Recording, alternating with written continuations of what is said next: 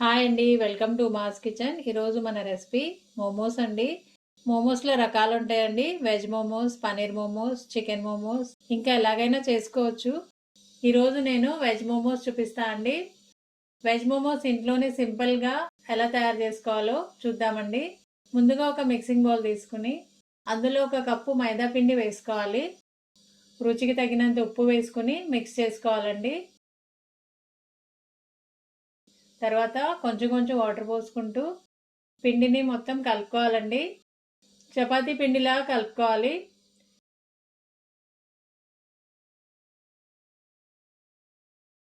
చూడండి, ఇలా కలుపుకున్న తర్వాత పైన కొంచెం ఆయిల్ అప్లై చేసుకుని 10 నిమిషాలు పక్కన పెట్టుకోవాలండి. ఈలోపు మనం స్టఫింగ్ తయారు చేసుకుందామండి. ఇప్పుడు స్టవ్ వెలిగించుకుని స్టవ్ పైన ఒక పాన్ పెట్టుకుని అందులో ఒక టేబుల్ స్పూన్ వరకు ఆయిల్ వేసుకోవాలి. ఆయిల్ కొంచెం వేడైన తర్వాత అందులో సన్నగా చాప్ చేసుకున్న వెల్లుల్లిపాయలు, అలాగే అల్లం ముక్కలు కూడా ఒక టేబుల్ స్పూన్ వేసుకోవాలి. వీటిని 2 నిమిషాలు వేయించుకోవాలండి.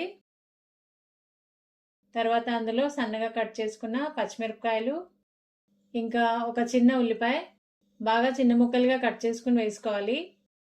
వీటిని 2 నిమిషాలు వేయించుకోవాలండి. తర్వాత అందులో క్యారెట్ తురుముకుని వేసుకోవాలి. క్యారెట్ తురుముకుంటేనే బాగుంటుందండి.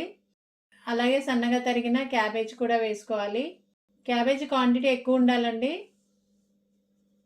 తర్వాత క్యాప్సికమ్ చిన్న ముక్కలుగా కట్ చేసుకుని వేసుకోవాలి. ఇప్పుడు వీటిని వేయించుకోవాలండి.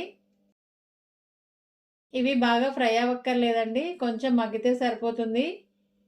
ఇవి కొంచెం వేగిన తర్వాత స్ప్రింగ్ ఆనియన్స్ కూడా వేసుకుని 2 నిమిషాలు ఫ్రై చేసుకోవాలి.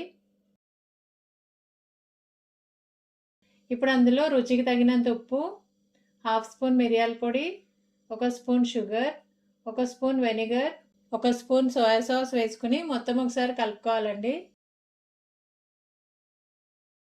2 నిమిషాలు వీటిని ఫ్రై చేసుకోవాలి. ఇప్పుడు స్టఫింగ్ రెడీ అయిపోయిందండి. ఇప్పుడు దీన్ని పక్కన పెట్టుకోవాలి. ఇప్పుడు మోమోస్ తయారు చేసుకుందామండి.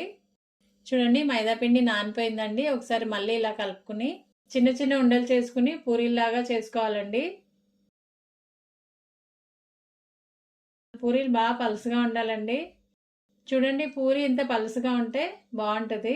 ఇప్పుడు అందులో ఒక టేబుల్ స్పూన్ అంత స్టఫింగ్ వేసుకుని ఇలా ఫోల్డ్ చేసుకుంటూ మోమోస్ రెడీ చేసుకోవాలండి.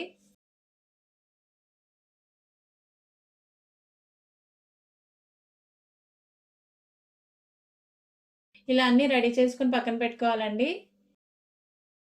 ఇవన్నీ రెడీ అయిపోయిన తర్వాత ఇప్పుడు స్టవ్ మీద ఒక గిన్నె పెట్టుకొని అందులో నీళ్లు పోసుకోవాలి. పైన ఇలాంటి జల్లెడ పెట్టుకుని దానికి ఆయిల్ అప్లై చేసుకుని మనం తయారు చేసి పెట్టుకున్న మోమోస్ను దానిపైన పెట్టుకోవాలండి.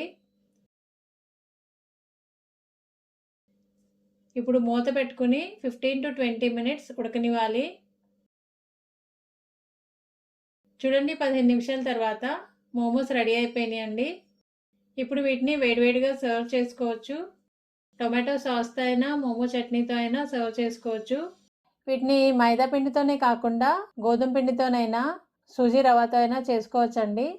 ఇలా హెల్తీగా చేసుకుని మనం పిల్లలకి ఇంట్లోనే పెట్టుకోవచ్చు. ఇంతే అండి. వీడియో నచ్చితే ఒక లైక్ చేయండి. Thanks for watching.